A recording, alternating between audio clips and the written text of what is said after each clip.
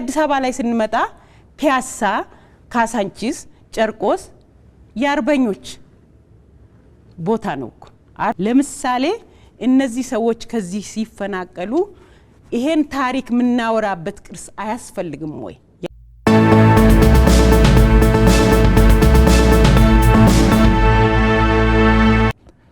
እናንተ መንግስት ሆናችሁ ስልጣን ብትይዙ ሀገሪቱ ካለችበት የኢኮኖሚ ሁኔታ አንፃር ከየት በሚገኝ የፋይናንስ ምንጭ ነው ይሄንን ፈንድ የምታቋቁሙት? የመጀመሪያው ጥያቄ ነው። ሁለተኛው የአካል ጉዳተኞችን ሴቶችን ተጠቃሚነታቸውን ለማረጋገጥ ተቋማትን በህግ የሚያስገድድ አሰራር በፓርቲያችሁ የፖለቲካ ፕሮግራም ውስጥ ተካቷል ወይ? ከተካተተ በዝርዝር ይቅረብ። እሺ አመሰግናለሁ። ከብልጽግና ለቀረበልን ጥያቄ የትምህርት ዘርፉ የራሱ ክፍል አለውና ለምን ቀረበ የሚል ነበር የቀረበው። ማህበራዊ ልማት ቤዚካሊ ማብቃት ነው ማስቻል ነው በየፍላጎታቸው ላሰቡት ላቀዱት ነገር ፈቃዳቸው ለወደደው ነገር ማሳደግ ማብቃት ነው። ይሄ ደግሞ ቤዚካሊ ትምህርት ላይ ነው የሚመሰረተው። ትምህርት ደግሞ early stage ላይ ነው የሚጀምረው።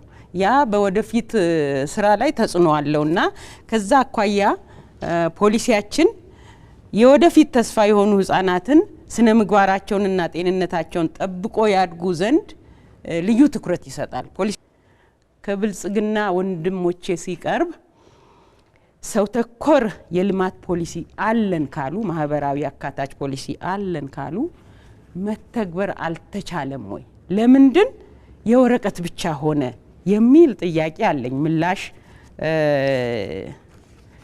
ቢሰጡም ባይሰጡም ህዝቡም ሊያሰላስለው ይገባል ብዬ አስባለሁ። እንደ ሶዴፓ ደግሞ ማህበራዊ ልማቱ እኮ የአካልም የአይምሮም የመንፈስም ነው። የአካል ብቻ አይደለም ወይም የገንዘብ ብቻ አይደለም። አይምሮ ይጎዳል፣ መንፈስ ይጎዳል፣ አካል ይጎዳል። እነዚህ ተመጋጋቢ ናቸው። ይሄንን ማሰብ ያስፈልጋል። የመንፈስ እርካታም ሊኖር ይገባል። በሌላው ደግሞ ህዝባችን አሁን ያለው ትውልድ ስለ አንድነት ሊያቅ ይገባል። ስለ ሉዓላዊ አገር ማወቅ ይገባል። ስለ ህዝቧ ስለ አባቶች ስለ አርበኞች የተከፈለ ዋጋ ለዚች ሀገር ነፃነቷን ጠብቃ እንድትሄድ ማህበራዊ ስሪቷ ምን ይመስል ነበር፣ በምን መልኩ ነው እቺን ሀገር ሊያስረክቡን የቻሉት የሚለውን ማየት ያስፈልጋል። ስለዚህ አዲስ አበባ ላይ ስንመጣ ፒያሳ ካሳንቺስ ጨርቆስ ያርበኞች ቦታ ነው። አርበኞች ያለ ደሞዝ ሀገራቸውን ታድገው ነፃ ሀገር አስረክበውን እነዚህ ቦታዎች ላይ እንዲሰፍሩ ተደርጓል። እነዚህ ቦታዎች ላይ ከሰፈሩ ደግሞ 4 ኪሎም ጭምር ያርበኞችን ህንጻ ጨምሮ እነዚህ ቦታዎች ልዩ ትኩረት ይገባቸዋል። ልጆቻችን ከዚህ መማር አለባቸው። ስለ ኢትዮጵያ አንድነት ያስተምራቸዋል፣ ስለ ዳር ድንበር ክብር ያስተምራቸዋል፣ ስለ ሰራዊታችን ክብርና ፍቅር ያስተምራቸዋል። ይሄንን መሰረታዊ ትምህርት የሚያገኙበትና የአገሪቱን ሶሻል አንድነት የአገሪቱን የሶሻል ልማት መሰረት ያሳጣን ነው። ለምሳሌ እነዚህ ሰዎች ከዚህ ሲፈናቀሉ ይሄን ታሪክ ምናወራበት ቅርስ አያስፈልግም ወይ? የአርበኞች ህንጻ ቢነሳ ተተክቶ እዛ ጋር ስለ አርበኞች የሚያወራ ታሪክ የአርበኞች ልጆች የልጅ ልጆች ደግሞ ተተኪ ነገር እዛው የሚያስችል ነገር ካሳውን ቢሆን የሚያስደስታቸው ነገር ለሌላው ሊያስተምሩ ሞራል የሚሆናቸው ነገር ሊሆን አይገባም ወይ? ያለፈውን ለማስተዋልና ለማክበር ለማስታወስ ለመዘከር ለምን አልታደልንም የሚል ጥያቄ ያለው ሶዴፓ እነዚህ ሰዎች ላይክ እስቲ የእስራኤልን ያድ ቨሽም ኤግዚቢሽን ማዕከል እንውሰድ። ሆሎካስቱ ጊዜ እኮ እስራኤላውያን ተጎጂዎች በጅምላ የተጨፈጨፉት እና ለዛ ብለው ደግሞ ህይወታቸውን የሰጡ ወታደሮች በእስራኤል ትልቅ ስታዲየም ተሰርተው መዋለ ህፃናት ሄደው እሱን ያያሉ። ለምን? ለእስራኤል ምድር የተከፈለውን ዋጋ እያስታወሱ እንዲያድጉ ቢያስፈልግ ያንን መክፈል እንዳለባቸው አይምሯቸው ውስጥ ይቀረጻል ከመዋለ ህፃናት ጀምሮ። ለምን ሀገርን ከህይወቱ ያስቀደመ ዜጋ እንደነበረና ዛሬም እንዲጠብቅ ስለሚያሳይ ታሪካቸውን ለዓለም ስለሚገልጽ። ስለዚህ እኛ ልጆቻችንን አሁን ስለ ኢትዮጵያ አንድነት፣ ስለ ኢትዮጵያ ዳር ድንበር ክብር፣ ስለ ዜጎች ክብር የት እናሳያቸው? እነዚህ መታየት አለባቸው። እንውሰድ ኮሪያን። የኢትዮጵያ ዘማቾች ኮሪያ ሄደው ትንሽ አገልግለው ነው የመጡት። ለኢትዮጵያ ከከፈሉት ዋጋ ጋር አይነጻጸርም አይደል? የኮሪያ መንግስት ለኢትዮጵያ ድርጅቶችን ያቋቁማል እንደ ካሳ። እንደገና ለኮሪያ ዘማቾች ልጆች ለልጅ ልጆች ነፃ የስራ እድል አላቸው ድርጅቶቻቸው ውስጥ መታሰቢያ አላቸው። እኛ እንደ ሀገር የሶሻል ስሪቱን መታሰቢያ ነው ያሳጣን። ይሄ አንደርላይን ሊደረግ ሊስተካከል ይገባል። የወደፊት የሀገሪቱ ተስፋ ሊታይ ይገባል። ይሄ ማንንም ሳይለይ ቦታ ልናስይዘው የሚገባው ነገር ነው። ኢትዮጵያን የማህበረሰቧን ስሪት ወደ አንድነቷ የሚያመጣ ስራ መስራት ይኖርብናል። ከህፃንነት ጀምሮ አይምሮ፣ መንፈስ፣ አካል መገንባት አለበት ብሎ ሶዴፓ ያምናል። በዚህ አግባብ ነው ከልጅነት ጀምሮ ትምህርትም ግባትም እንዲኖር የምንፈልገው። አሁንም እንደ ህዝብና እንደ ሀገር ጀግኖች አርበኞቻችንን አባቶቻችንን የሚያስታውስ ነገር ከይቅርታ ጋር ደግሞ ልናከብራቸው ልንዘክራቸው የሚገባቸው ዛሬ ግን በአዲስ አበባ ዙሪያ የተበተኑ የአርበኞቻችን ልጆች የልጅ ልጆች በዚህ ደግሞ ሳይኮሎጂካል ቶርችንግ ያለፉ ወገኖች እንደ ሀገር ይቅርታ ሊጠየቁ ሊዘከሩ ሊካሱ ለኢትዮጵያ ሲባል ግን መታሰቢያቸው ሊቆም ይገባል ብሎ ሶዴፓ ያምናል። ህዝባችን ዘላለማዊ ክብር ይገባዋል። እግር ተቆርጦ ክራንች በነፃ ሊሰጥ አይገባም። ሀብታትን በዚህ ፖሊሲ ህፃናትን በእንጀራ መመገብ አይገባም። ልናመሰግን አንችልም እግር ተቆርጦ ለነፃ ክራንች። ስለዚህ ክብሩ ለክብሩ ብሎ ወጉስ ክብሩስ ብሎ የሚሞት ዜጋ ነው ኢትዮጵያዊ። የመምህራን ክብር ይጠበቅ እንላለን። የህፃናት የወላጆች ክብር ይጠበቅ እንላለን። ስራ ያሳጣው ያደህየው ስርዓት ፖሊሲውን ያስተካክል፣ ስላልቻለ ደግሞ እድሉን ይስጠን እናስተካክል እንላለን።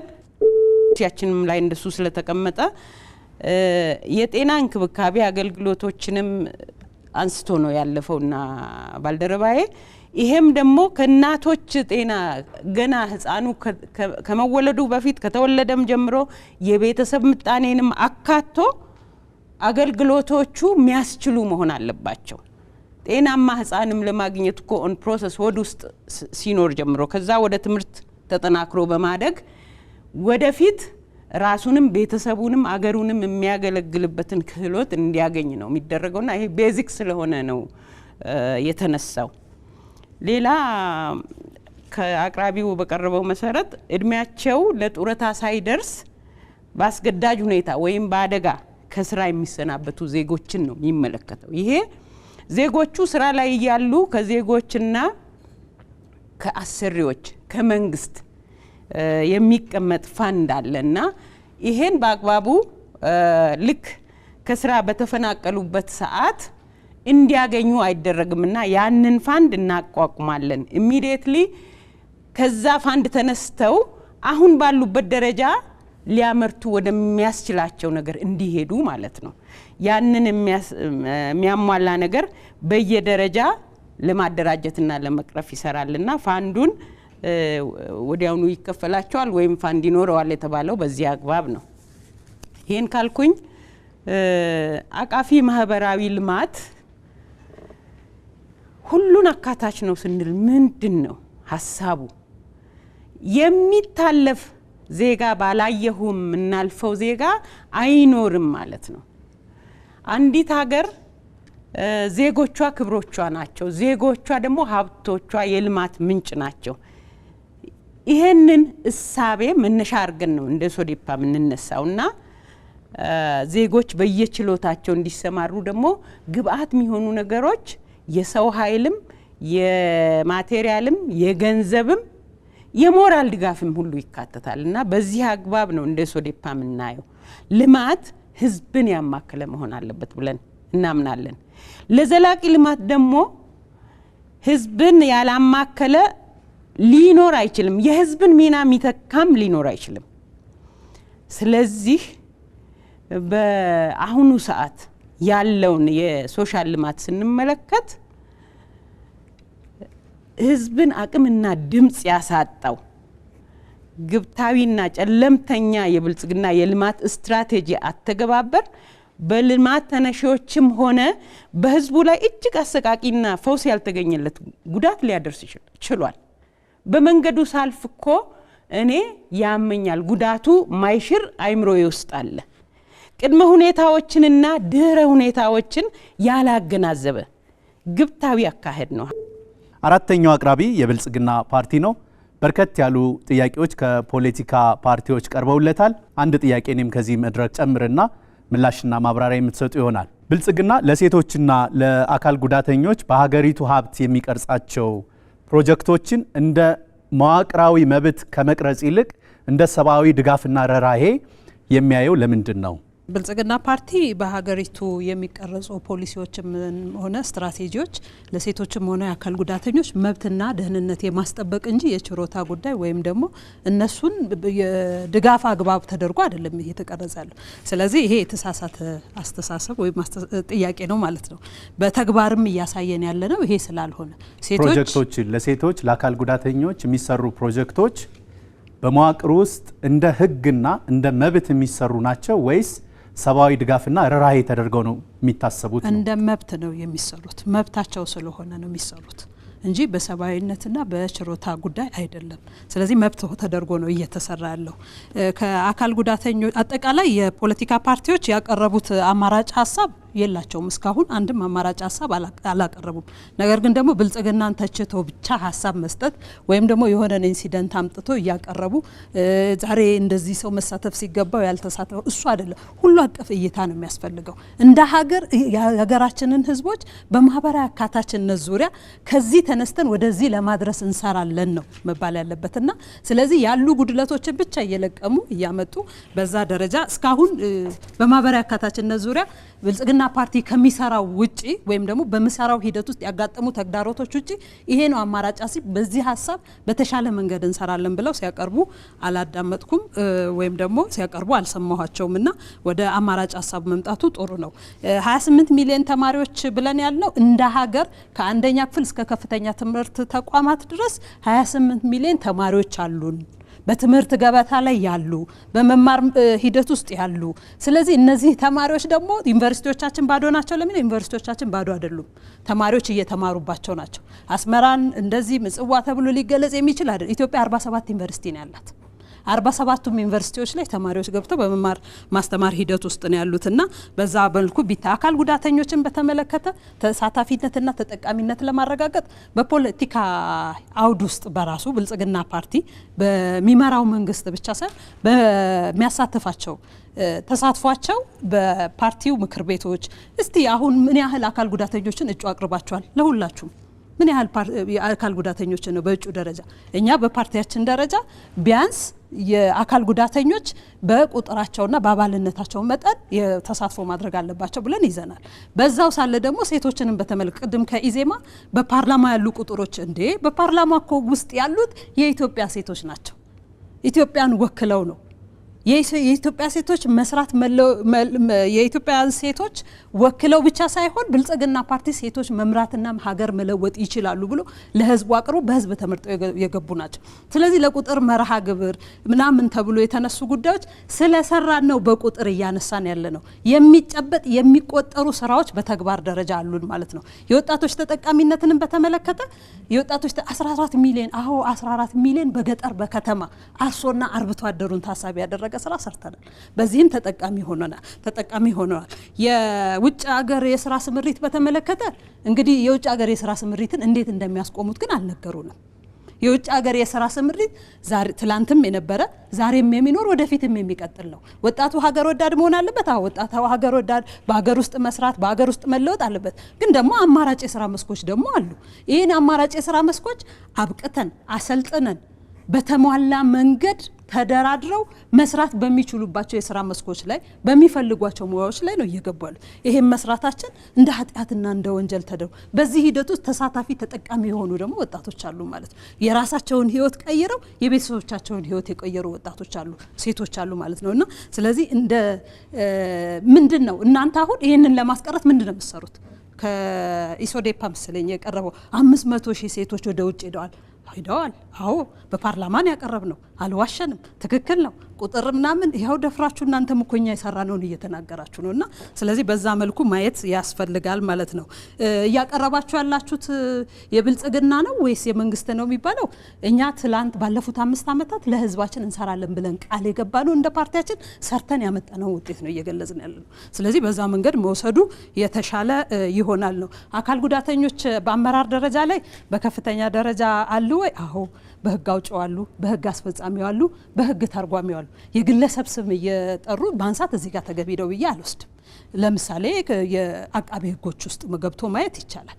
አቃቤ ህግ ላይ ፍርድ ቤቶች ላይ በምንሄድበት ሰዓት በአስፈጻሚ ውስጥም ጭምር በአካል ጉዳት አይነታቸው በመስራት በሚችሉባቸው የስራ መስኮች ላይ ሁሉ ተሰማርተው እየሰሩ ነው ያሉትና ድንገት ስራ ላይ ያሉትን ማሳጣት እንዳይሆንብን ብዬ ነው ማስበውና የሉም ብሎ መነሳት ግን ትክክል አይደለም። በቂ ነው ወይ? አይደለም።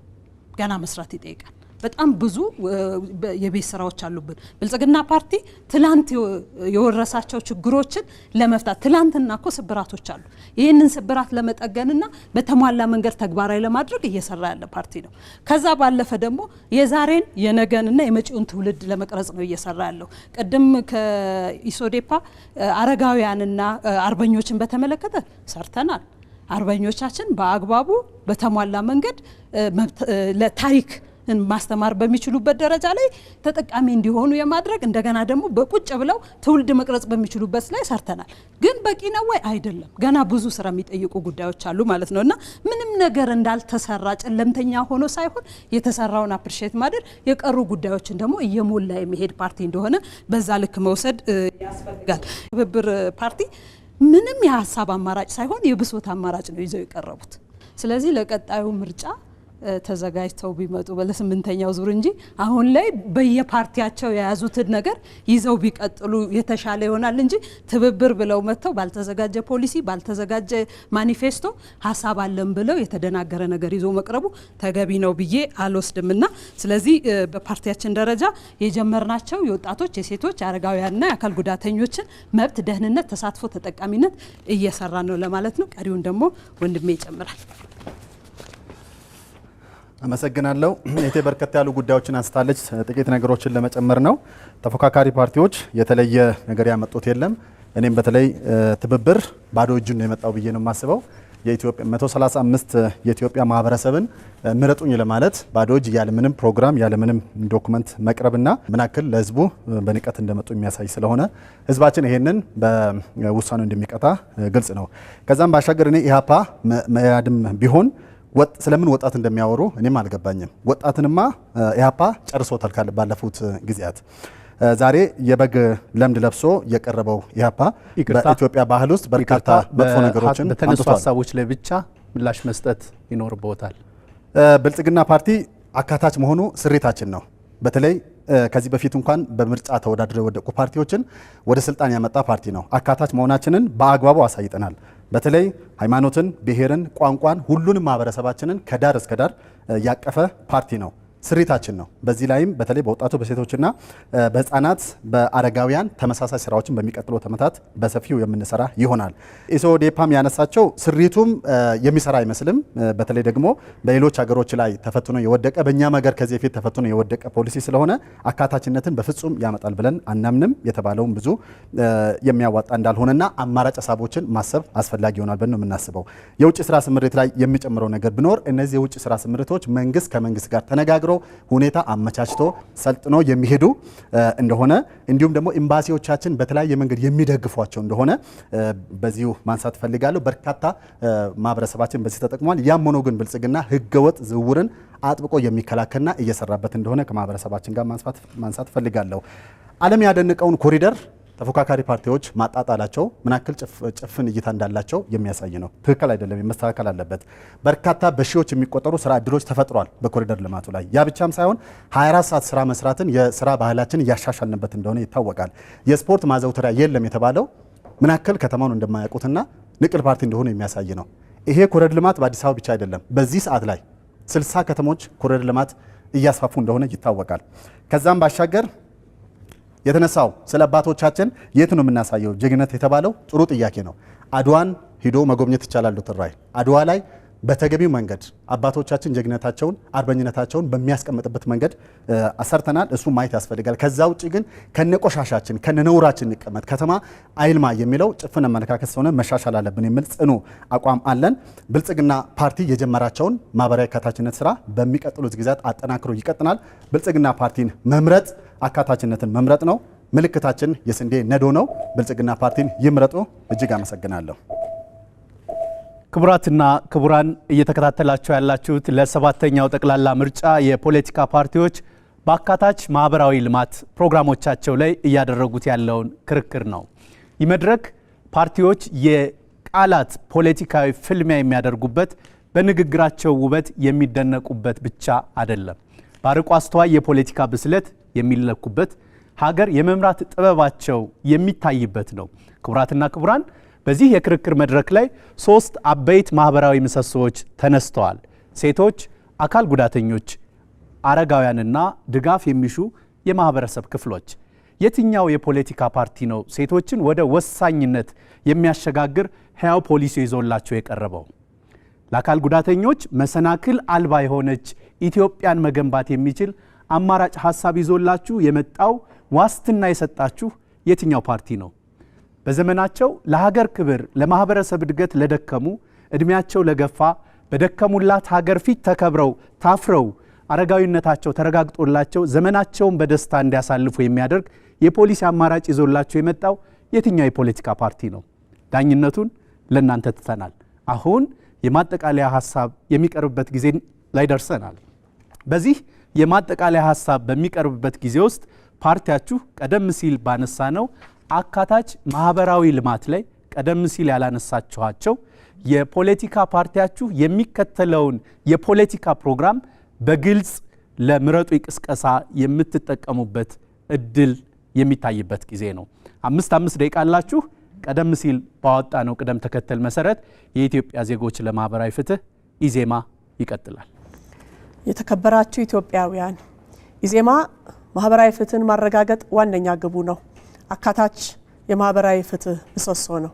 ማህበራዊ ፍትህ በምኞትና በዘፈቀደ የሚመራ ልማት የሚያረጋግጥ ሳይሆን ጊዜ ተወስዶ በታሰበበትና በተቀናጁ ፖሊሲዎች እንዲሁም በተናበቡ የልማት እቅዶችና መንግስታዊ አሰራሮች እውን የሚሆን ነው።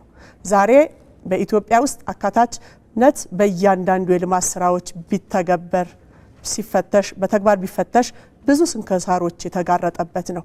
ኢትዮጵያ 51 በመቶ የወከሉት ሴቶች፣ 70 በመቶ የሚሆኑ ወጣቶችና 20 በመቶ የሚሆኑ አካል ጉዳተኞች እንዲሁም 15 በመቶ የሚሆኑ አርብቶ አደሮችን ስንመለከት ሁሉም በአንዲሁም በሌላ መንገድ ከዋናው የሀገር ግንባታና የልማት ተጠቃሚነት ሆነ ተሳትፎ ወደ ዳር ተገፍተው እናገኛለን።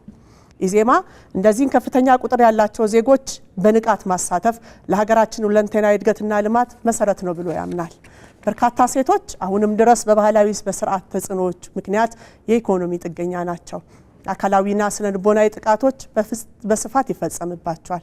ወጣቶች በከፍተኛ የስራ እጦትና በተስፋ መቁረጥ ውስጥ ሆነው ለፖለቲካ ፍጆታ ለሁከት መሳሪያ ሲሆኑ እንመለከታለን። የአካል ጉዳተኞች ወገኖቻችን ደግሞ በአጠቃላይ ልማትና በመሰረተ ልማት ዝርጋታ ሳይቀር በበቂ ታሳቢ ባለመደረጋቸው አብዛኞቹ በቤታቸው እንዲቀመጡ ወይም የበት ተመልካች እንዲሆኑ ተገደዋል።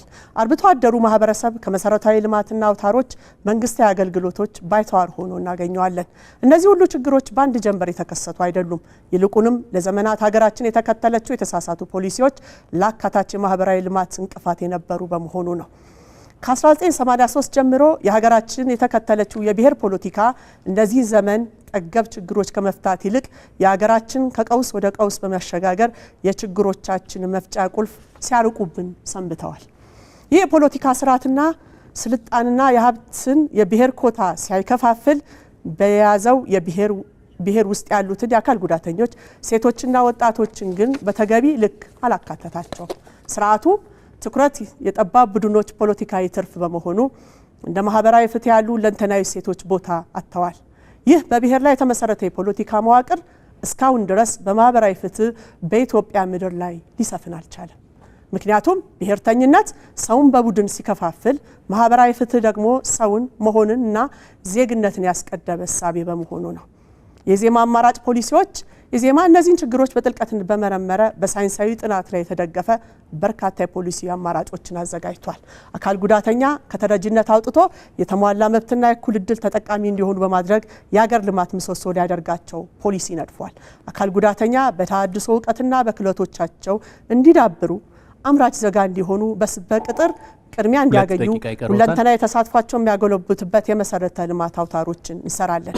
ሴቶች የሀብት ባለቤት እንዲሆኑ በውሳኔ ሰጭነት ከፍተኛ ሚና እንዲኖራቸው ከጥቃት የሚጠበቁ አሰራር በሙሉ በመዋቅር እውን እናደርጋለን። ለዚህ የጾታ እኩልነትና ፍትህ ኮሚሽን አቋቁመን በሁሉም የመንግስት መዋቅርና አሰራሮች ላይ የሴቶች ሁለንተና የተሳትፎ ተጠቃሚነት የሚያረጋግጡ አሰራሮችን ተግባራዊ እናደርጋለን።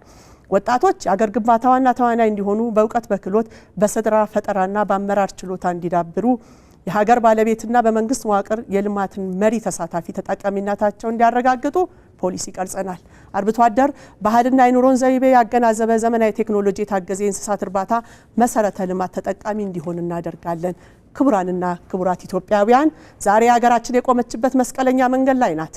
አንደኛው መንገድ ስንጓዝበት የቆየ ነው ላለንበት የማህበራዊ ምስቅልቅል የዳረገን የብሔር ፖለቲካ መንገድ ነው። ሁለተኛው መንገድ ደግሞ እውን ዜጎች በኩል ዓይን የሚመለከተውና ኢዜማ ይዞት የቀረበው የዜግነት ፖለቲካ ማህበራዊ ፍትህ መንገድ ነው። አካታች ማህበራዊ ልማት እንዲሰፍን ሴቷ፣ ወጣቱ፣ አካል ጉዳተኛው፣ አርብቶ አደሩ ሁሉም ኢትዮጵያዊ በክብርና በነጻነት በኩል የሚኖርባትን ሀገር እውን ለማድረግ ኢዜማ ብቻ ምርጫው ነው። ታሪክ መዛነፎችን አርመን የተሳሳቱ ባህላዊና ማህበራዊ ልምዶችን አስተካክለን ሁላችንም በእኩልነት የምንሳተፍበት ተጠቃሚ የሚያደርግ ጠንካራ ሀገር በጋራ እንድንገነባ ኢዜማን ምረጡ። ለልጆቻችን የምናወርሳት ኢትዮጵያ ከከፋ ድህነት፣ ጉስቁልና የተላቀቀች ሰላምና ማህበራዊ ፍትህ የነገሰባት መንግስት ተጠያቂነትን ያጎለበተች እንድትሆን ድምጻችን ባለኢዜማ ምልክት ኢዜማን ይምረጡ። ኢትዮጵያን የሚያድናት ማህበራዊ ፍትህ ስለሆነ ሳያወላውሉ ኢዜማን ይምረጡ። የምርጫ ምልክታችን ሚዛን ነው። እናመሰግናለን። ሁለተኛው የማጠቃለያ ሀሳብ አቅራቢ ትብብር ለኢትዮጵያ አንድነት ፓርቲ ነው። ፓርቲያችሁ የማጠቃለያ ሀሳቡን በ5 ደቂቃ ውስጥ እንዲያቀርብ መድረኩን ክፍት አድርገናል። እናመሰግናለን። ውድ ኢትዮጵያውያን፣ የተነሱ ሀሳቦች ትንሽ ማስተካከያ ላድርግና ወደ መደምደሚያ ይሄዳለሁኝ። ትብብራችን ምናልባትም ሌሎች ካልሰሙት አላቅም፣ መግለጫ እጩ ሲያስተዋውቅ በመግለጫው ማኒፌስቶንም አስገምግሞ ወደ ማተሚያ ቤት አስገብቶ ነበር። ለኢትዮጵያ ሕዝብ ይበጃል የምንለውን ትብብር ቅንጅት ስናደርግ 5 ዓመት ሙሉ ስንሰራ ከምርጫ እስከ ምርጫ ነው የሰራ ነው። ከምርጫ እስከ ምርጫ ስንሰራ የነበረው ዝግጅት እንዲህ ኢትዮጵያ ውስጥ ነው ያለነው። አልጋ ባልጋ አልነበረ፣ በጣም ከባድ ነበር። እንዲሁም ማኒፌስቶችን አዘጋጅተን ጨርሰን ወደ ስራ ልንገባ ስለን አንዱ ፓርቲ በተፈጠረ ውጫዊና ውስጣዊ ችግር ከውስጣችን ወጥቶ ነበረ። እሱን አስተካክለን እስከምንመልስ የዛ ፓርቲ ሀሳብ መቀነስ ነበረበት። ሲመጣ ተጨምሮ እንደገና ድጋሚ ነው ማተሚያ ቤት የገባው። የታተመው እንደገና ማተሚያ ቤት ገብቶ ማለት ነው። እና እኛ ግድ የለም ህዝባችን ስለሚያቀን በመግለጫም ስለሰጠ ነው አማራጭ ፖሊሲ እንዳለን በደንብ ያውቃል። ስለዚህም ከዚህ ጋር በተያያዘ የኢትዮጵያ ህዝብ አማራጭ ፖሊሲያችንን ባቀረብነው መልኩ ይሄንን አይቶ ከዚህ በኋላ ወደ አማራጭ ፖሊሲያችን ስንሄድ ምንም አይነት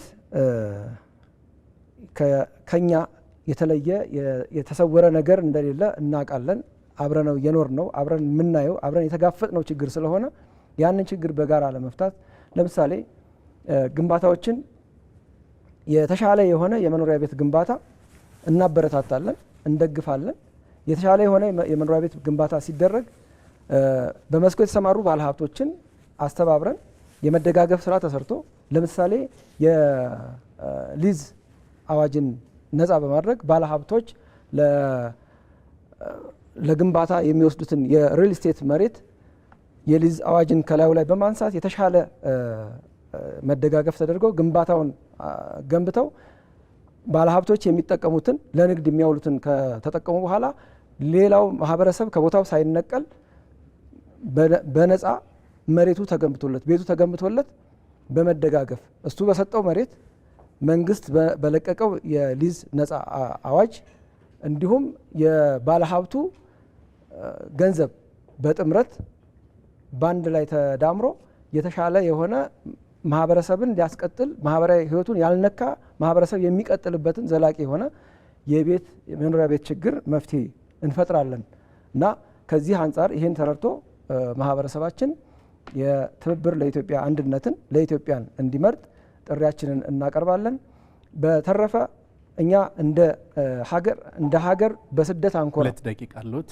እንደ ሀገር በስደት አንኮራ ስደትን በምን መልኩ ታስቆሙታላችሁ የሚል ተያያዥ ጥያቄ ስለመጣ ያንን ማድረግ የምንችለው ሁላችንም ሀገራችን ያልተነካች ገና ብዙ ልትሰራ የምትችል ድንግል መሬት እንደሆነች እናምናለን። ሁሉም ነፃና ፍትሃዊ የሆነ ኑሮ እየኖረ ሰላሙ